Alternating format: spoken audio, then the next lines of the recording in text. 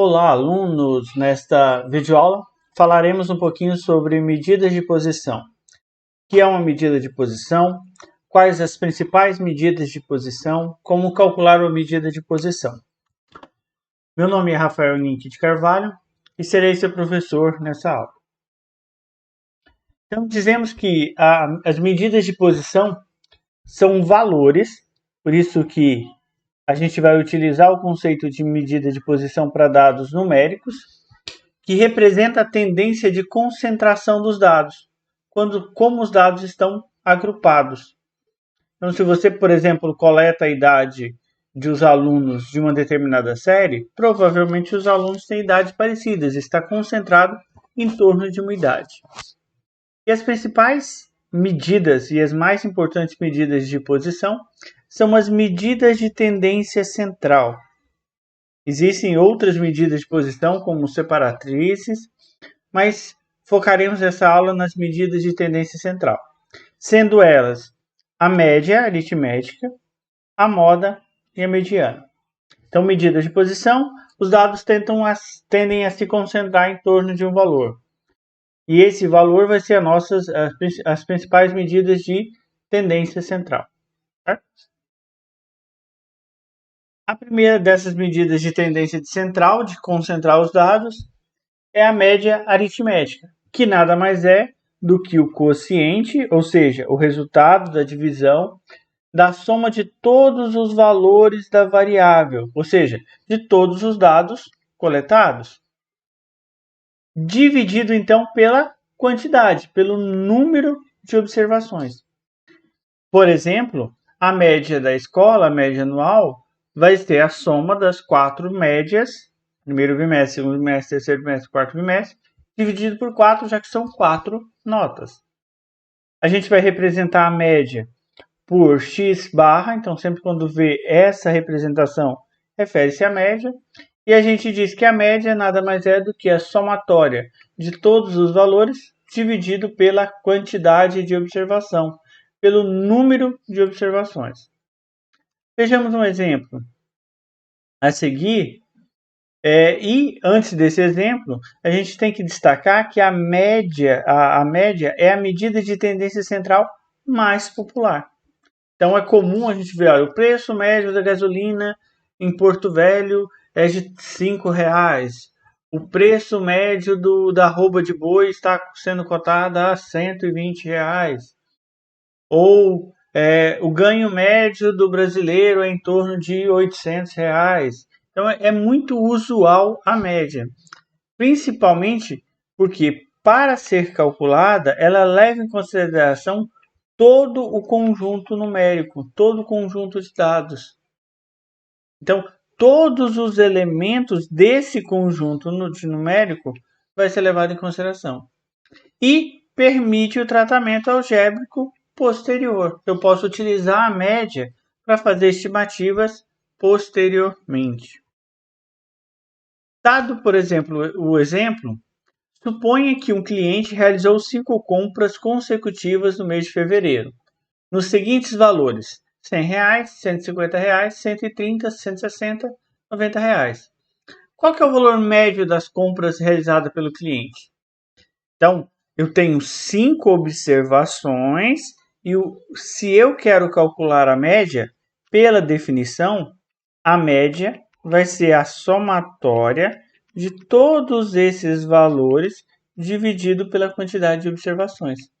Ou seja, eu vou somar o primeiro valor, que seria os R$100, mais o segundo valor, mais o terceiro valor, mais o quarto valor, mais o quinto valor. Ou seja, eu vou somar todos os valores e dividir pela quantidade. Ou seja, nesse exemplo, a média nada mais é do que o resultado do quociente da soma do 100 com 150, com 130, com mais 160, com mais 90, dividido por 5. Então, para eu achar a média, eu vou fazer então essa somatória. Vamos projetar a nossa calculadora e vamos calcular isso passo a passo para a gente conferir o resultado. Então, eu vou somar lá 100 mais 150 mais 130 mais 160 mais 90. Então, a somatória, que é esse somatória de XI, vai ser R$630. Ou seja, nessas 5 compras ele gastou R$630. Então, se eu dividir pelas 5 compras, dividido por 5, significa que, em média, cada compra custou R$126. Ou seja, a minha média, que é o meu X barra, R$126. Então, o valor médio das compras realizadas por esse cliente ao longo do mês de fevereiro foi de R$127. Correto? Já a outra medida de tendência central é a mediana. A mediana nada mais é do que o número que se encontra no centro do conjunto de dados observados, estando disposto em determinada ordem. Então, a mediana seria a forma com que seria o procedimento em dividir o meu conjunto de dados organizados, então o meu rol de dados, em duas partes. E o valor que fica exatamente no meio é a minha mediana. Ele é o termo central da distribuição de dados.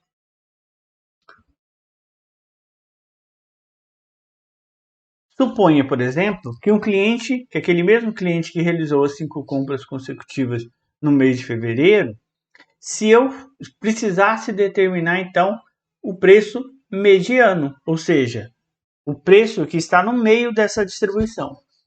Então, pela definição, eu preciso primeiro organizar esses dados, porque ele é o termo central, estando organizados os dados. Certo? Então, vou pegar aqui, 90 é o menor valor, depois vem o 100, 150, ou melhor, 130, 150 e 160. Então, qual é o termo que está no meio? O 130. Então, a minha mediana que eu vou representar por MD vai ser exatamente o 130. Porque antes dela eu tenho 2 outros valores e depois dela eu tenho 2 outros valores. Então, ele está exatamente no meio, certo? Por que a mediana às vezes é utilizada? Ela geralmente é utilizada quando os dados apresentam um ponto de disparidade. Por exemplo, se aqui eu tivesse 100, 150, 130, 160 e 9 milhões, o valor continuaria sendo o mesmo. Porque as extremidades, mesmo que eu tenha um pico muito alto, ela não vai influenciar no resultado, já que eu quero o termo central e ele não leva em consideração o valor dos demais. Enquanto que a média eu vou somar todos. Então, se um for um ponto fora da curva muito alto, ele vai afetar o resultado da média. No caso da mediana, não.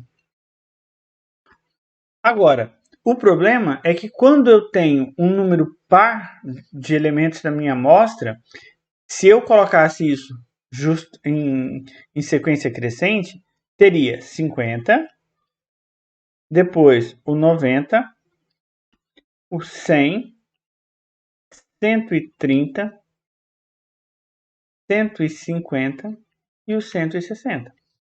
Então, se eu fosse dividir em duas partes, não iria dar exatamente em cima de um elemento. Eu teria 3 para cá e 3 para cá. A mediana teria que ficar entre os 100 e os 130.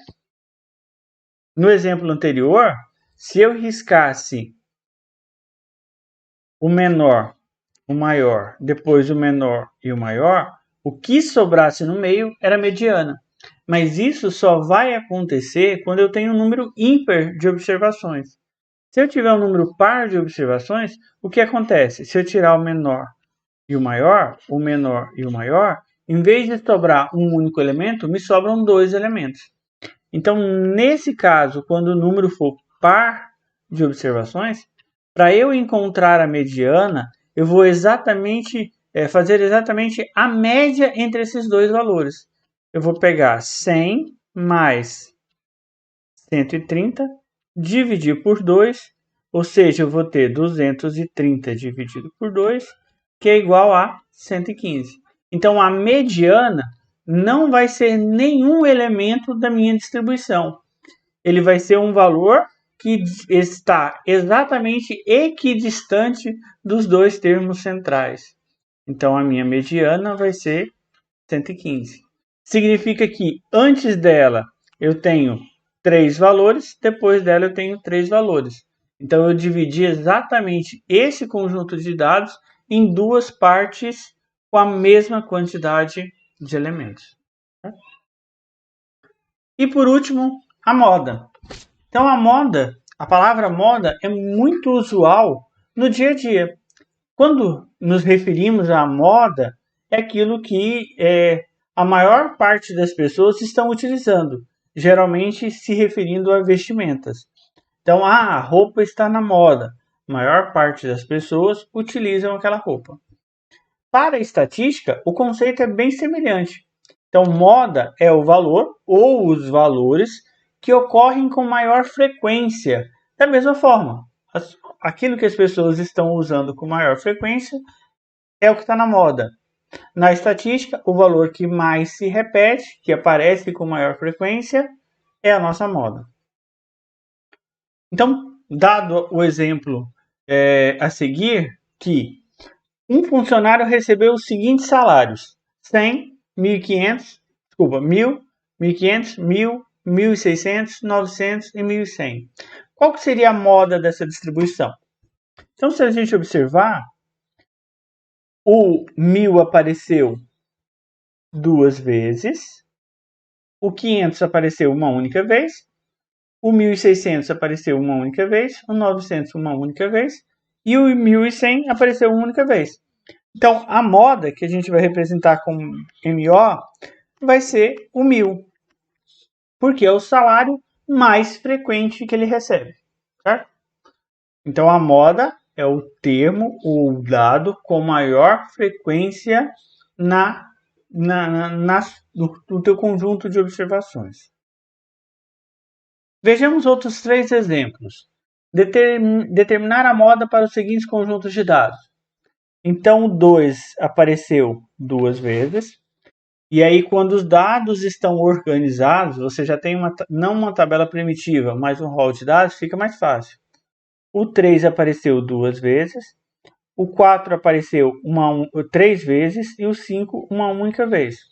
Então, nessa minha distribuição, a moda vai ser exatamente o 4, porque foi o valor que teve a maior frequência dentre os outros valores. Na B, eu tenho o 10 apareceu 2 vezes, o 15 uma única vez e o 20 apareceu 2 vezes. Então, nesse exemplo, se você observar, eu tenho dois valores, o 10 e o 20, que se repetem a mesma quantidade de vezes. Então, nesse caso, a moda vai ser os dois valores. Vai ser o 10 e também vai ser o 20, já que eles se repetem com a mesma quantidade de vezes. Então, quando eu tenho poucos dados coletados, é usual, é fácil disso acontecer. Agora, quando você parte para um universo muito grande de informações, uma entrevista com 700 mil pessoas, uma testagem de parafusos com 1 milhão de parafusos testados. Dificilmente você vai ter vários termos que se repetem a mesma quantidade de vezes. Certo? E quando isso ocorre, eu digo que ele é bimodal, porque ele tem duas modas. Enquanto que o primeiro caso, ele é unimodal, porque ele tem uma única moda. Agora vejamos a letra C. Tem 1.000, repetiu uma única vez. 1.100, uma única vez. 900, uma única vez. 1.200, uma única vez. 1.400, uma única vez, 1.350, uma única vez. Então, não tem nenhum termo que se repete com maior frequência. Então, nesse caso, não existe moda. Eu tenho uma situação que é amodal. Tá? Não existe moda para isso, porque eu não tenho termos que se repetem com muita frequência. Tranquilo? Então, numa distribuição, num conjunto de dados, eu posso ter nenhuma moda, posso ter uma moda, duas, três e assim sucessivamente. E para o nosso estudo, a gente considera geralmente quando tem duas, três modas. Passou disso, já não tem uma certa relevância estatística, porque você tem vários valores para representar aquele conjunto de dados. Tá? Outro conceito importante, outra medida de tendência central, é a média ponderada. A média ponderada, ou média aritmética ponderada, diferente da simples, onde cada valor que a gente coletou, a gente somou e dividiu pela quantidade, ou seja, cada um daquele valor tem a mesma influência no resultado. Na média ponderada, não. Cada valor vai ter pesos diferentes, vai ter influências diferentes no cálculo da média. Geralmente eu posso aplicar isso para médias de média ou ainda para médias levando em consideração elementos que se repetem determinadas vezes. Então o peso pode ser a frequência com que aquilo se repete. Tá? Para fazer a média ponderada, eu vou somar o valor coletado e a sua frequência e dividir pela somatória da frequência, ou o valor pelo seu peso dividido pela soma dos pesos. Vejamos um exemplo. Dadas duas filiais de uma empresa, uma com uma carteira de 20 clientes e a outra com 50 clientes, as vendas médias por cliente das filiais foram respectivamente R$ 1.000 e R$ 800. Qual que é a média de venda por cliente da empresa? Então, para eu fazer a média, pela definição, basta somar os elementos e dividir pela quantidade, ou seja, 1.000 mais R$ 800 dividido por 2, que vai dar um total de 1.800 dividido por 2, que vai dar 900. Certo? Posso dizer que a média de consumo dos clientes dessa empresa é de R$ 900? Média das compras? Não. Certo?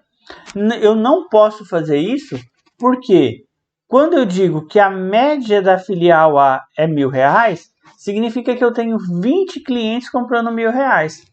E na B eu tenho 800 clientes, 50 clientes comprando R$ 800. Esse R$ 800 vai aparecer diversas vezes a mais do que os R$ 1.000. Então, se ele vai aparecer mais vezes, 50 vezes, enquanto que o 1.000 aparece 20 vezes, eu preciso levar isso em consideração. Então, a gente diz que a média, nesse caso, vai ser a somatória do meu xi multiplicado pela frequência dividido pela somatória da frequência. Então, meu primeiro valor é R$ 1.000. Só que ele vai ser multiplicado pela frequência de vezes que ele aparece. Ou seja, eu tenho 20 clientes que compram os R$ 1.000 na empresa, na filial A. Enquanto que o outro valor de compra, R$ 800, que é da segunda filial, é comprada por 50 clientes. Então, a somatória de clientes vai ser 20 da primeira mais 50 da segunda. Então, isso que a gente está fazendo é como se definisse o quanto que a filial A vendeu, quanto que a segunda filial vendeu e para quantos clientes, a somatória dos clientes. Então, eu vou fazer 1.000 vezes 20, 20.000.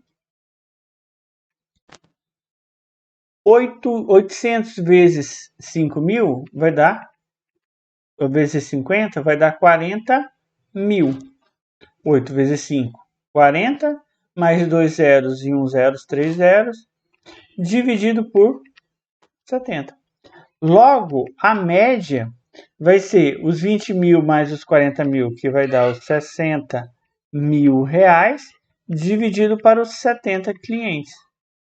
Logo, a minha média vai ser o resultado dessa divisão. Vamos projetar na calculadora. Eu tenho lá 60 mil reais dividido para 70 clientes, que deu R$ 857,14. Então, em média, cada cliente dessa empresa gasta R$ 857,14. Observe que o valor foi diferente do que simplesmente calcular a média entre os dois valores. Porque, como eu tenho mais cliente comprando abaixo de R$ 1.000, a média vai ficar mais abaixo do que a média simples entre R$ 1.800. Certo? Então, fica as nossas referências e até a próxima aula para a gente falar um pouquinho sobre as medidas de dispersão.